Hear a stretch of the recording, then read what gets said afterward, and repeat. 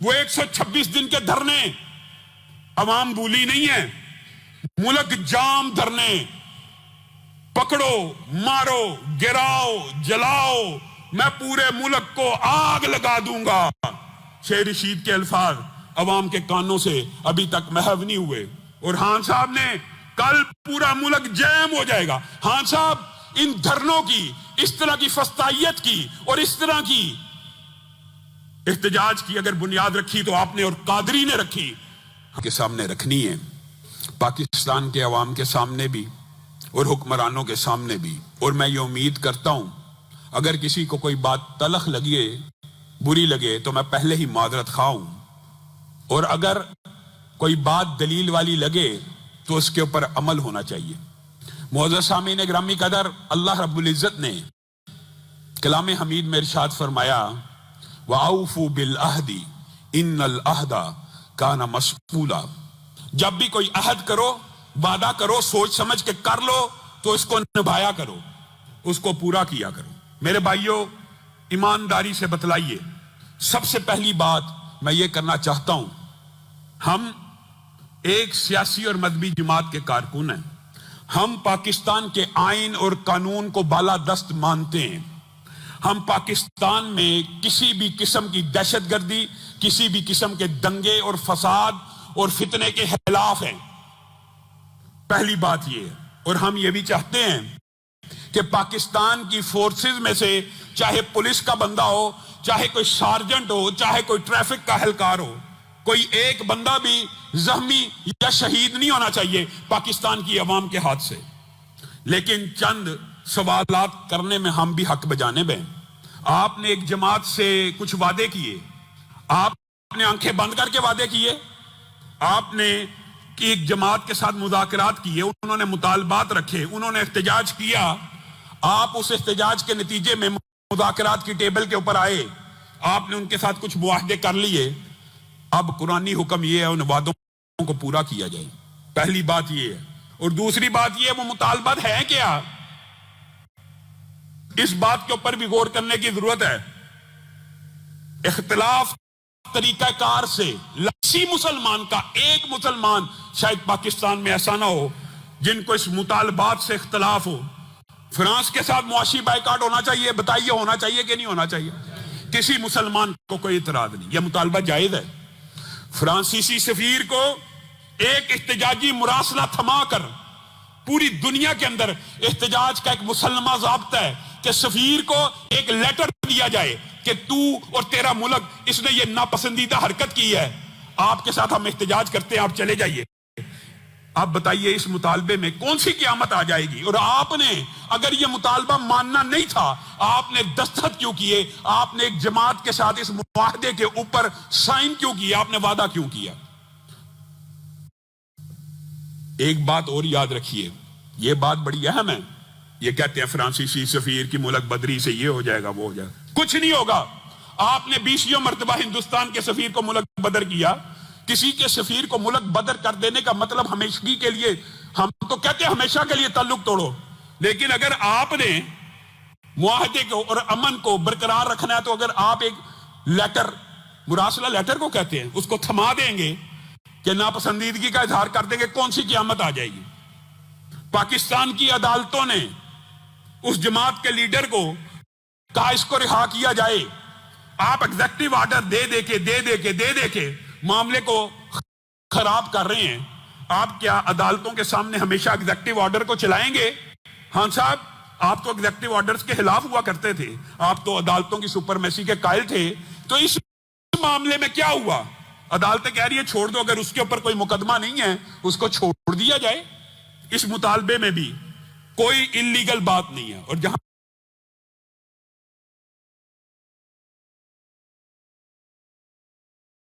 تک بات ہے جو لوگ اعتراض پہ غور کریں، کیا پاکستان کے یا تو دستور اور آئین کے اندر سے یہ شک نکال دی جائے کہ احتجاج، پرامن احتجاج ہر پاکستانی کا حق ہے؟ یہ ہمارے آئین میں اور دستور میں لکھا ہے کہ جمہور کو یہ مطالبہ کرنے کا، جمہور کو اپنی رائے کا اظہار کرنے کا اور اپنے جائز مطالبات حکومت کے سامنے رکھنے کا قانون اس آئین میں موجود ہے، احتجاج کا حق اس آئین کے اندر، اس دستور کے اندر موجود ہے، یا تو آپ آئین بدل دیں، ہم تو آئین کے تابع ہیں اور قانون کے تابع ہیں اور دستور کے تابع ہیں، یا تو آپ آئین بدل دیں کہ کسی کو حق نہیں ہے، پھر تو ہم کہیں آپ درست کہہ رہے ہیں۔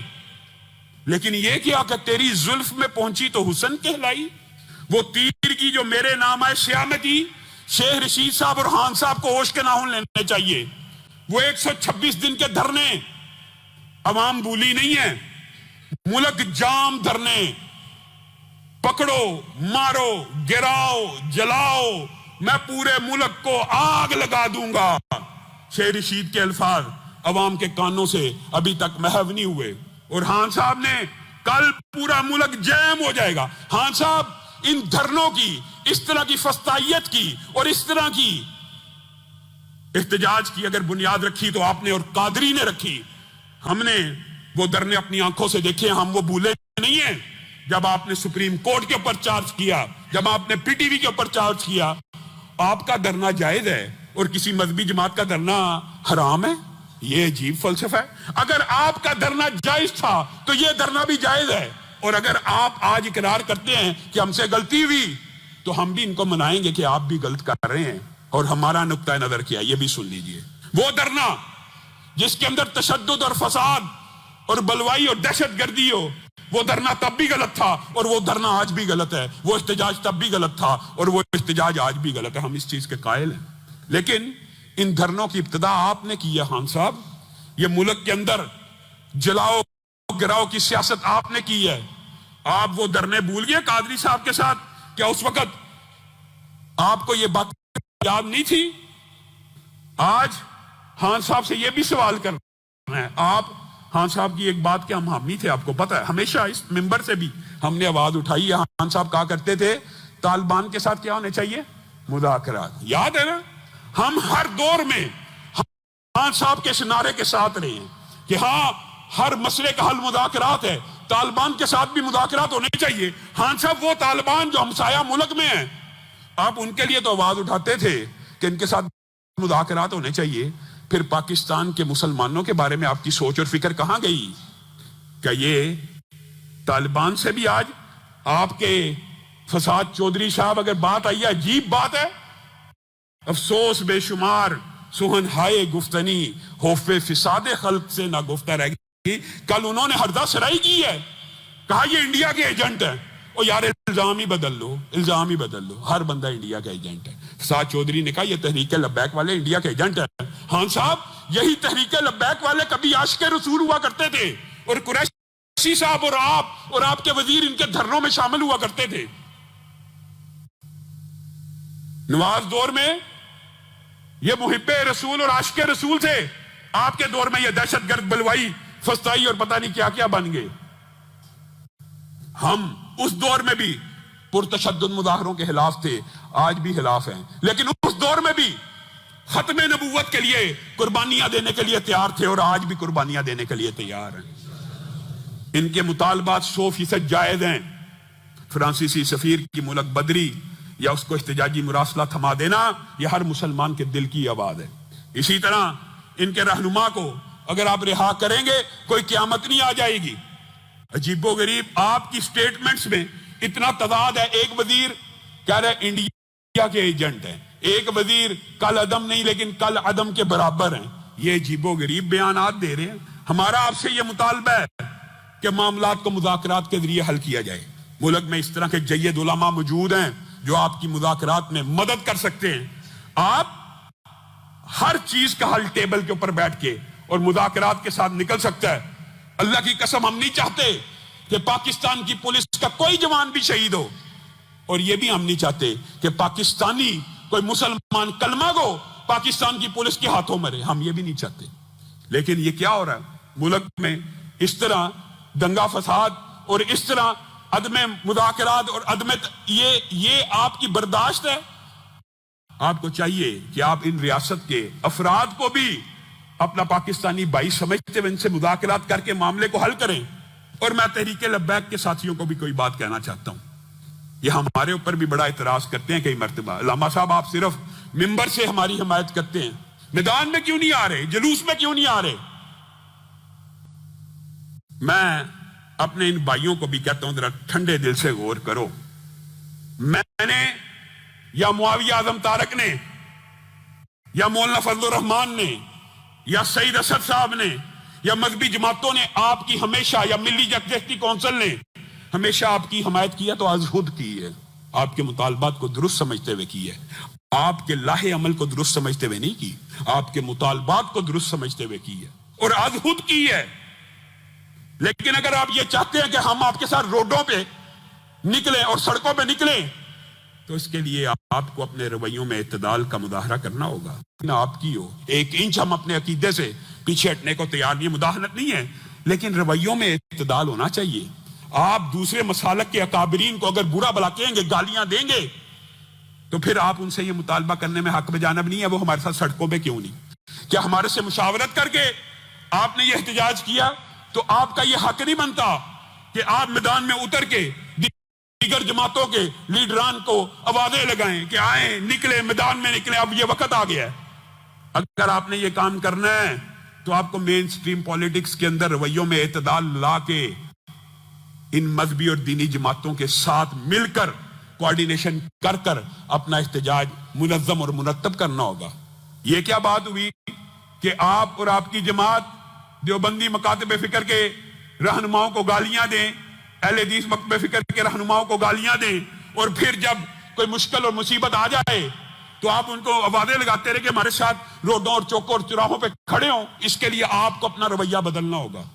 آپ کو مین سٹریم پولیٹکس کے اندر اتحاد کی سیاست اور مشترکات امت کے لیے ایک ہونا ہوگا. آپ نے قدم اٹھانا ہوگا، ورنہ میں، معاویہ اعظم اور یہ مذہبی جماعتیں آپ کے مطالبے میں ہمیشہ آپ کے ساتھ رہی ہیں، لیکن آپ نے وہ اعتدال کا، اور آپ کے لیڈر اس بات سے آگاہ ہیں، جب تک آپ اپنی سولو فلائٹ کی خواہش کو ترک نہیں کریں گے، میں آپ کو یہ دعوت فکر دیتا ہوں کہ کفار،